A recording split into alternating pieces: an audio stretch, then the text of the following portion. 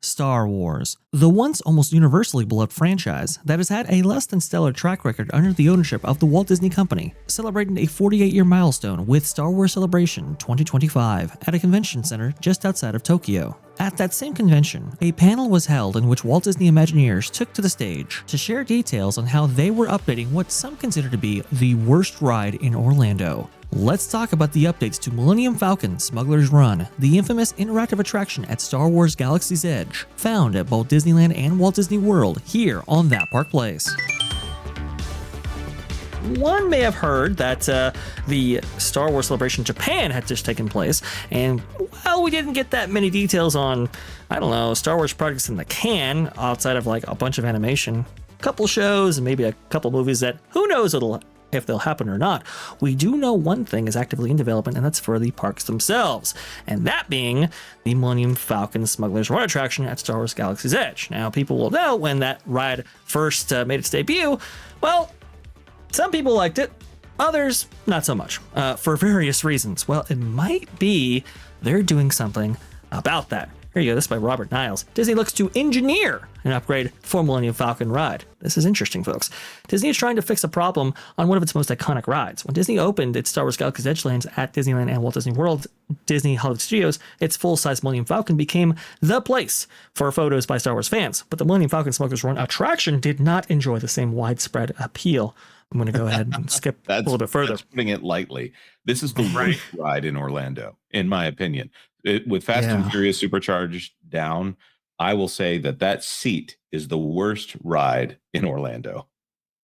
Yes. I loved this ride until the first time I rode it where someone let their 5-year-olds be the pilots. Yep. And then I was like, I'm never doing this again unless I can be guaranteed that I have a full cockpit.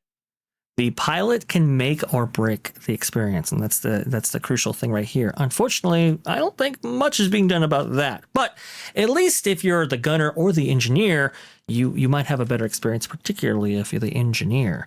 For the dreaded last two positions, the engineer assignment, one given to pretty much all single riders on the attraction, sitting in the back of the Falcon cockpit, the engineers have had little to do but press buttons to repair the damage done by less than stellar pilots. There you go. But starting next year, the engineers on Disney's Millennium Falcon will get new responsibilities, such as taking care of a very important crew member. I'm going to go ahead and scroll down right here. Quote, in this new story arc, Hondo Ohnaka catches wind of a deal on Tatooine between ex-Imperial officers and pilots, setting the stage for a high-stakes chase across the galaxy. Disney said in its press release, guests will team up with Mando and Grogu to track them down and claim a bounty in a dynamic, galaxy-spanning adventure. Very interesting. The Falcon's engineers will get to be the ones to interact with and care for Grogu during the ride. In addition, they will lead the decision where to continue the mission after its stop on Tatooine. And they also announced that not only is Tatooine and Bespin to be featured here, and I believe the Death Star over Endor, but also too, Coruscant will also be featured in here as well. You can see concept artwork for that, and we do have some pre-visualized renderings to show as well for this. But I think what's most critical for me is the fact that this engineer role now gets to choose where they go after Tatooine.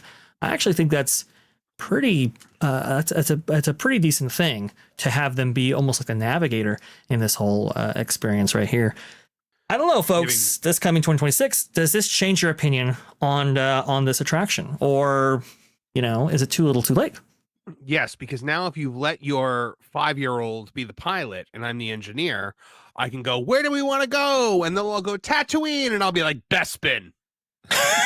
And you'll be, I was excited about that. I was in Marvin's shoes here. When I went with two family members who were a little young, and we got in and they took the two pilot seats, which am I understanding? Was it the left and right is one seat and the up and down is another, or is it correct? The lasers are which is the worst way to play.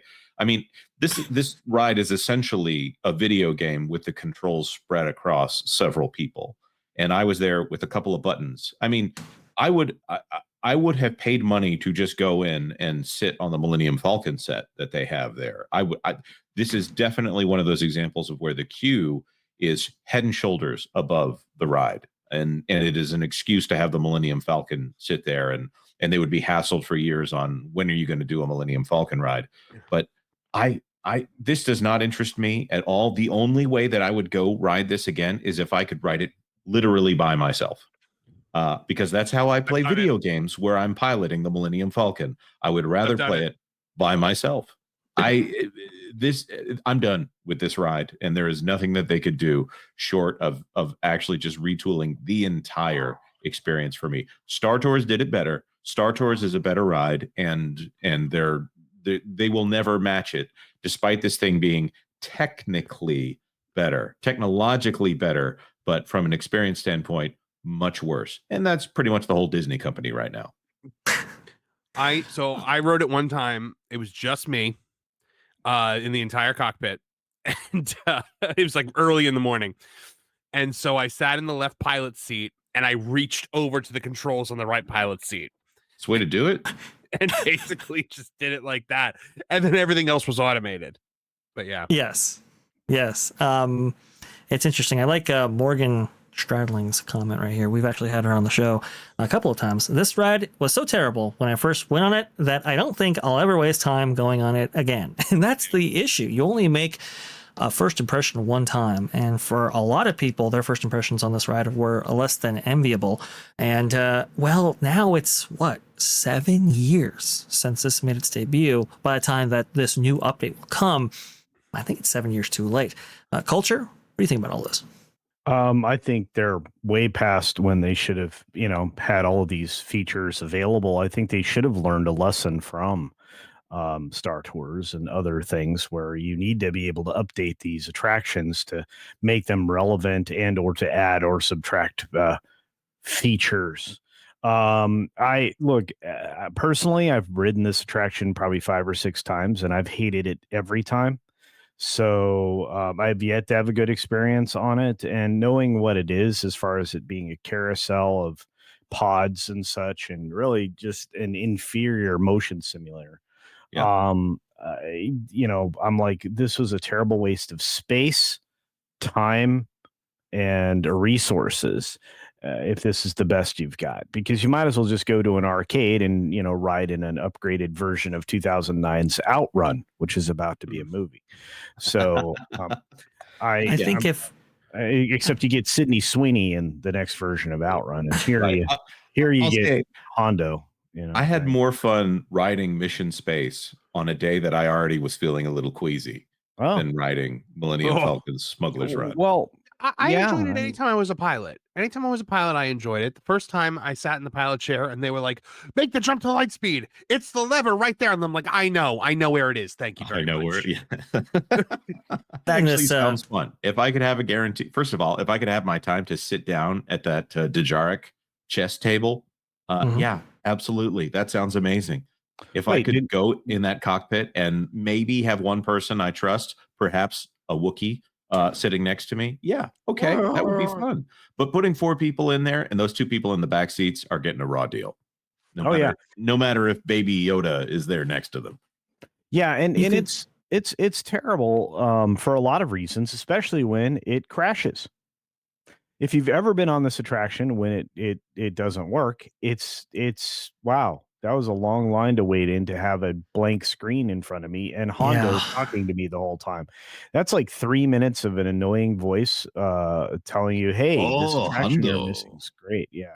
Hondo Naka. No, everybody likes Hondo. Well, I know Colt doesn't. But the thing is I do appreciate the ambition with this attraction, trying to bring something like this to life. And the way it works is actually, I will say, from a technological sense, it's very, very impressive. The problem, though, is that experientially, it hasn't been all that well received, and they should have debuted with 3 missions instead of just 1, so that there is that level of variance right there.